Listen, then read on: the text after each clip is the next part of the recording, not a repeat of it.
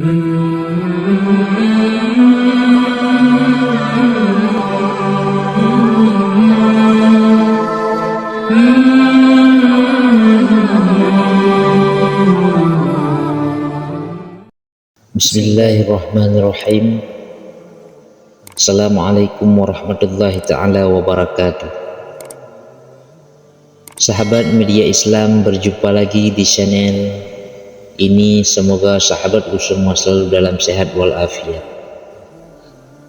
Pada kesempatan kali ini kita akan membahas yaitu tentang 7 amalan penghapus dosa zina.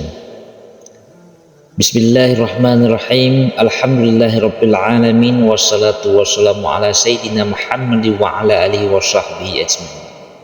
Sahabat media Islam yang dirahmati Allah, mudah-mudahan Allah Subhanahu wa taala selalu memberikan kepada kita semua sehat walafiat, dipanjangkan umurnya di dalam taat dan takwa, dilapangkan rezeki yang halal, diberikan ilmu yang bermanfaat serta diampuni segala dosa-dosanya dan dimudahkan segala urusannya oleh Allah Subhanahu wa taala.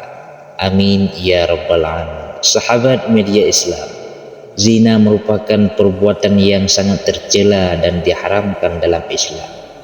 Tindakan ini melibatkan hubungan intim antara orang yang bukan suami atau istri yang sah, atau hubungan tanpa adanya ikatan pernikahan yang syar'i. Zina termasuk dalam dosa besar yang berakibat hukuman berat, baik di dunia maupun di akhirat. Namun Allah Subhanahu wa taala adalah Maha Pengampun dan Maha Penyayang, dan Dia memberikan kesempatan bagi para pelaku semua dosa termasuk zina untuk bertaubat dan memohon ampun. Lalu bagaimana cara menghapus dosa zina dalam Islam? Ada 7 amalan yang dapat dilakukan oleh mereka yang pernah terjerumus dalam dosa zina untuk bertobat dan memohon ampunan kepada Allah Subhanahu wa taala. Sahabat media Islam, sebelum kita membahas yaitu 7 amalan penghapus dosa zina, bantu channel ini dengan cara subscribe, like dan share sebanyak-banyaknya. Yang pertama yaitu dari urutan yang ke-7, yang pertama yaitu taubat nasuha. Taubat nasuha adalah taubat yang dilakukan dengan sungguh-sungguh dan tulus kepada Allah Subhanahu wa taala.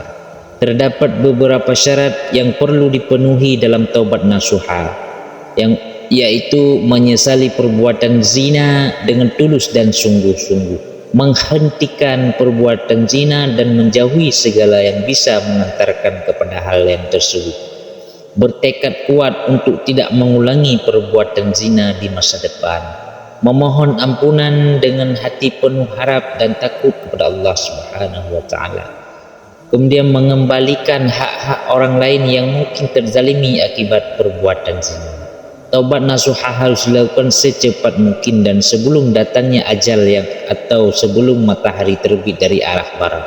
Taubat nasuha adalah kunci untuk mendapatkan ampunan dari Allah Subhanahu wa taala. Kemudian yang kedua yaitu salat taubat. Sahabat media Islam, dari urutan yang ke-7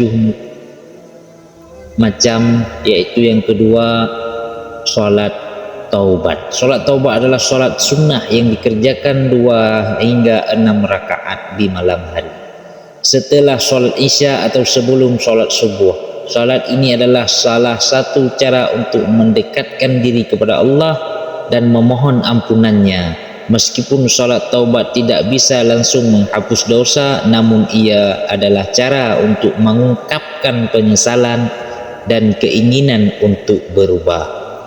Kemudian yang ketiga yaitu zikir dan istighfar yang banyak. Sahabat media Islam, dari 7 amalan tersebut penghapus dosa zina, yang ketiga merupakan zikir dan istighfar yang banyak. Mengingat Allah dan memohon ampunnya dengan banyak zikir dan istighfar juga merupakan amalan yang dapat menghapus dosa.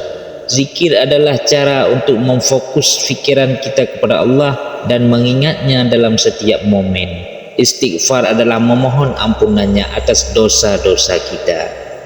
Kemudian yang keempat, Dekatkan diri dengan Al-Quran. Al-Quran adalah sumber petunjuk dan bercahaya bagi jiwa. Membaca, memahami dan mengamalkan ajaran Al-Quran dan membersihkan hati dan menghilangkan dosa-dosa dan mendekatkan diri kepada Al-Quran adalah cara untuk menuntun kita menjauhi dosa dan mendekati kebenaran.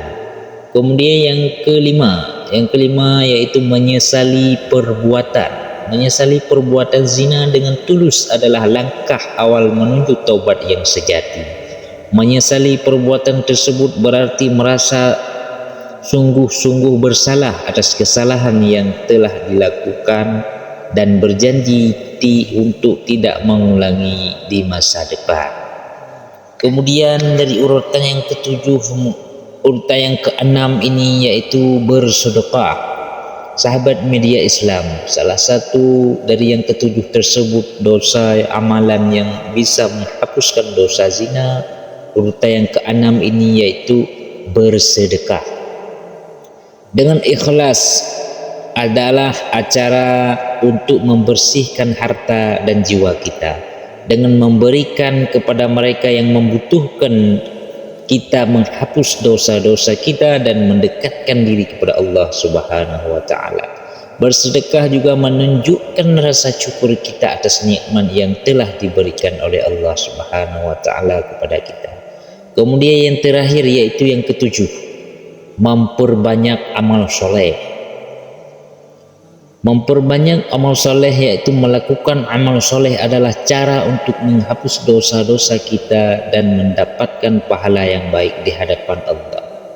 Amal soleh adalah tindakan yang sesuai dengan ajarannya dan membantu kita menjaga jarak dari perbuatan dosa. Dalam Islam, pengampunan Allah adalah sangat besar dan senantiasa membuka pintu taubat bagi hambanya yang kembali kepadanya dengan tulus. Dengan melakukan amalan-amalan di atas ini dengan niat yang ikhlas, kita dapat menghapus dosa zina dan memulai lembaran baru dalam hidup yang lebih bermakna dan bermartabat di hadapan Allah Subhanahu wa taala.